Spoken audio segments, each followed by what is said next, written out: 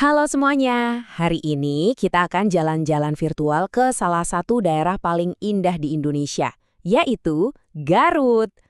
Nah, Garut ini punya julukan yang keren banget dan kedengerannya Eropa sekali. Pernah kepikiran nggak kenapa sih sebuah kota di Jawa Barat bisa dapat julukan semegah itu? Oke, jadi pertanyaannya simpel aja kan? Siapa sih yang pertama kali mencetuskan ide ini? Nah, jawaban dari pertanyaan ini bakal membawa kita ke sebuah perjalanan yang seru loh. Kita akan menelusuri legenda, sejarah, dan bahkan strategi pemasaran yang super cerdas dari masa lalu. Pertama-tama, coba kita lihat dulu pemandangannya. Garut itu emang luar biasa. Jujur aja, bayangin, dikelilingi gunung-gunung gagah seperti Papandayan dan Guntur, terus ada sungai Cimanuk yang membelah kotanya. Ya pantas aja kalau para pendatang dari Eropa zaman dulu langsung teringat sama kampung halaman mereka di pegunungan Alpen. Mirip banget. Yuk kita bedah julukan ini lebih dalam. Ini bukan cuma soal pemandangan yang cantik loh. Julukan ini punya akar sejarah yang dalam dan menarik banget, yang akan kita bongkar sama-sama sekarang. Dan ternyata, kemiripannya itu spesifik banget.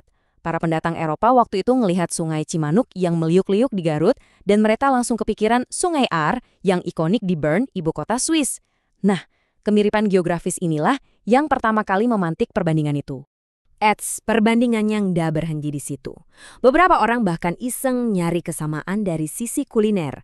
Mereka menyamakan dodol Garut yang manis dan legit itu dengan coklat Swiss yang udah mendunia. Ya masuk akal juga sih, keduanya kan oleh-oleh manis yang jadi kebanggaan daerahnya masing-masing. Oke, sekarang kita masuk ke bagian paling seru.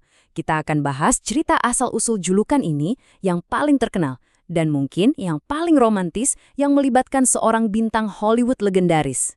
Cerita yang paling sering kita dengar ya selalu menunjuk ke satu tokoh ini. Seorang figur yang, terkenal banget di seluruh dunia pada masanya. Nah, ini dia mitosnya. Charlie Chaplin, sang superstar global, datang ke Garut. Dia nginep di Grand Hotel Ngamplang yang super mewah. Dan dari sana, saking terpukaunya sama keindahan alam Garut, dia sendiri yang ngasih julukan itu. Cerita yang keren banget kan? Tapi, tunggu dulu. Apa iya legenda seindah ini sesuai dengan fakta? Mari kita coba jadi detektif sebentar dan kita selidiki bareng-bareng kebenarannya. Nah, disinilah masalah utama dari legenda itu. Timelinenya, nggak nyambung sama sekali. Coba bayangin, ternyata udah ada loh buku panduan wisata dari tahun 1917, itu 15 tahun sebelum Chaplin datang, yang udah pakai julukan Switzerland Van Java buat promosiin Garut. Dan ini poin paling pentingnya. Para sejarawan udah ngecek langsung catatan perjalanan pribadi Chaplin. Dia nulis panjang lebar tentang perjalanannya di Jawa, tapi nggak ada satupun kata atau frasa Swiss Van Java di sana.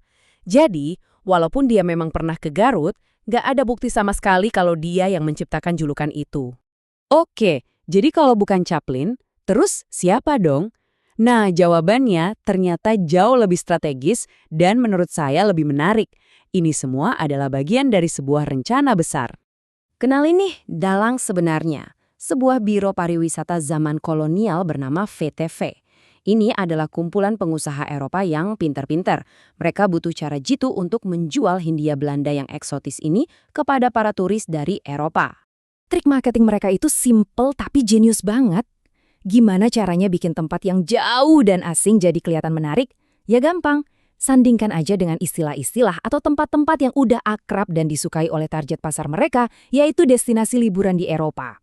Dan ternyata Garut itu nggak sendirian. Ini adalah bagian dari sebuah kampanye branding yang lebih besar dan terencana. Bandung dipasarkan sebagai Paris Van Java, Batavia sebagai Venesia Van Java, dan tentu saja Garut dapat jatah sebagai Switzerland Van Java. Dan strategi ini berhasil, pemasaran ini sukses mengubah Garut jadi destinasi favorit para pejabat kolonial dan kaum elit yang pengen kabur dari panasnya cuaca tropis. Hotel-hotel mewah dan sanatorium pun dibangun, yang makin memperkuat citra Garut sebagai surga di pegunungan. Tapi, Swiss Van Java itu cuma satu sisi cerita loh. Garut sebenarnya punya banyak julukan lain dan setiap julukan ini mencerminkan identitasnya yang kaya dan beragam.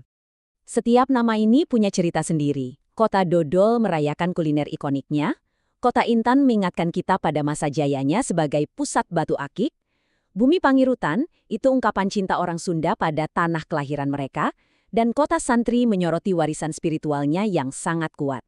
Nah, sebagai penutup, mari kita lihat apa yang terjadi pada era keemasan Garut itu dan kenapa ya kok bisa julukan dari zaman kolonial ini tetap nempel dan begitu kuat sampai sekarang.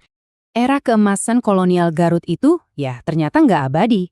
Panggung sejarah berubah dengan sangat cepat dan dramatis, terutama selama masa perjuangan kemerdekaan Indonesia.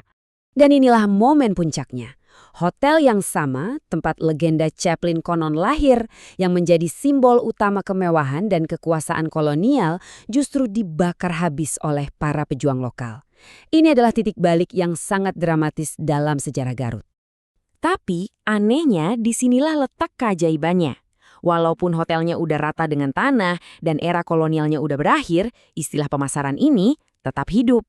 Julukan ini berhasil melampaui kekaisaran yang menciptakannya, dan sekarang justru diterima dengan bangga sebagai bagian dari identitas Garut. Ini semua menyisakan satu pertanyaan terakhir yang menarik buat kita renungkan. Lain kali Anda mendengar sebuah julukan untuk suatu tempat, coba deh pikirin, cerita apa sih sebenarnya yang ada di baliknya? Siapa yang menceritakan kisah itu dan kenapa? Karena seringkali sebuah nama itu lebih dari sekedar nama. Ia adalah sebuah peta menuju sejarah.